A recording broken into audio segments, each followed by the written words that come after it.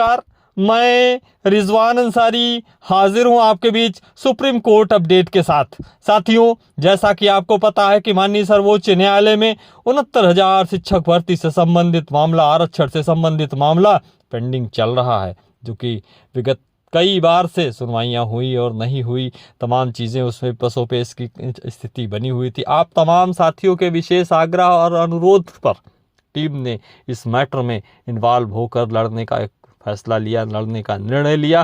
Team की आईए माननीय सर्वोच्च न्यायालय में दाखिल हो चुकी है। तमाम साथियों के फ़ोन कॉल्स आते हैं, तमाम साथियों की जिज्ञासा है कि हम माननीय सर्वोच्च न्यायालय में किस बिना पर और किस बेस पर हम गए हैं। तो आपको बताते चले कि माननीय सर्वोच्च न्यायालय में जो आरक्षण से संबंधित मामला है, यदि उसमें शिक्षक भर्ती परीक्षा को पात्रता परीक्षा माना जाता है, तो जो कि पूर्व में जो हमारा केस चल रहा था उसमें माना भी गया था, यदि पात्रता परीक्षा माना जाता है तो ऐसी स्थिति में, ऐसी दशा में बीएड को बाहर जाना होगा।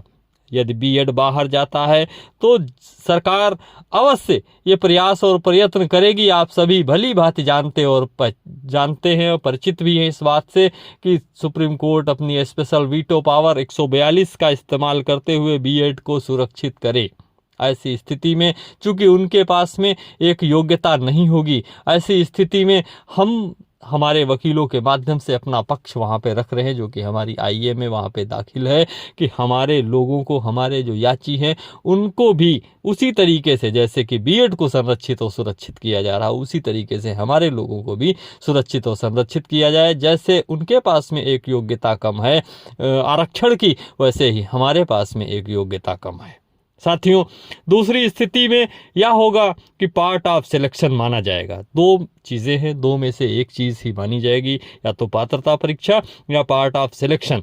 यदि पार्ट ऑफ सिलेक्शन कोर्ट में माना जाता है, साबित हो जाता है, सिद्ध हो जाता है, ऐसी दशा में पात्रता परीक्षा में हमें वेटेज जोड़ के मिलना चाहिए था, जो कि नहीं मिला, और वेटेज से हमें वंचित नहीं किया जा सकता है।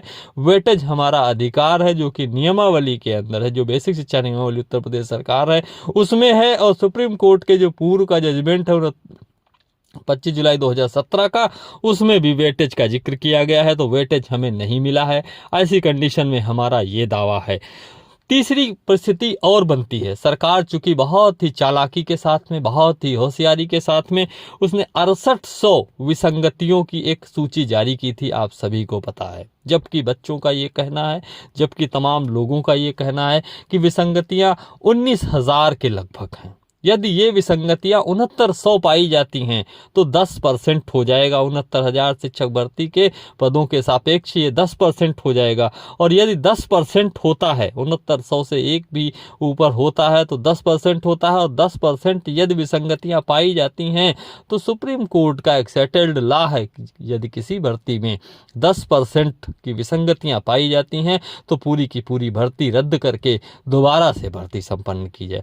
इन तीन बिंदुओं के ऊपर हम माननीय सर्वोच्च न्यायालय की शरण में हैं। हम अपना पक्ष रख रहे हैं, और अपना पक्ष रखने के लिए भी हम हवा में तीर नहीं चलाते हैं। हमने जो एडवोकेट इंगेज किए हैं, टीम ने जो एडवोकेट इंगेज किए हैं, उनका नाम है सीनियर एडवोकेट अजीत कुमार सिन्हा साहब। अजीत कुमार सिन्हा साहब वो नाम है सुप्रीम कोर्ट के एडवोकेट्स के पैनल में, जो सुप्रीम कोर्ट बार एसोसिएशन के उपाध्यक्ष रहे हैं। आप गूगल करके उनके बारे में सर्च कर सकते हैं। अजीत कुमार सिन्हा साहब झारखंड हाई कोर्ट के जज रहे हैं, और जज रहते हुए उन्होंने जज की नौकरी से इस्तीफा देकर वकालत की है।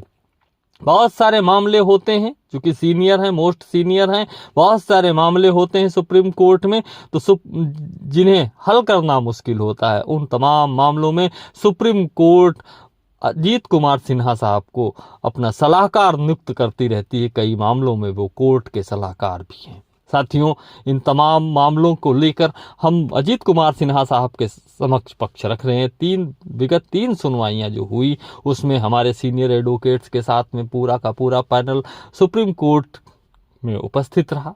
पिछली सुनवाई के दौरान जो हुआ वो आप सभी ने देखा कि सभी दोनों पक्षों के सहमति से 27 तारीख लगा दी गई है, और 27 तारीख में कोर्ट का ये कमेंट था कि 27 तारीख को हम फाइनल डिसीजन दे देंगे। 27 तारीख तक हमें और हम लोगों को, हमारी टीम को ये उम्मीद है कि 27 तारीख, जो आगामी 27 तारीख है, उस दिन मामला फैसला रिजर्व हो जाएगा। हम यहाँ पर एक बात और स्पष्ट करते चले कि यहाँ पे जो भी चूंकि भर्ती हो चुकी है, तो हम केवल अब सारे लोगों की बात न रख के, चूंकि सारे लोगों की बात रखेंगे तो हमारा पक्ष कमज़ोर हो जाएगा।